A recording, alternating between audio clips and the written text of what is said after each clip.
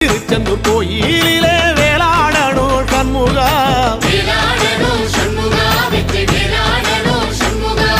பிள்ளை ஆண்டான் பிள்ளை என வரம் கொடுக்கணும் சண்முகா,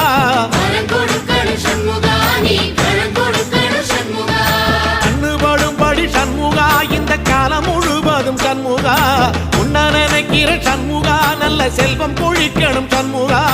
சொன்ன வரங்களை அள்ளி கொடுக்கிற கொடை வள்ளலே சண்முகா,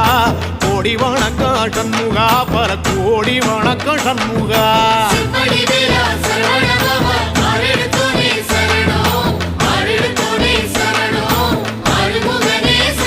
ஐயா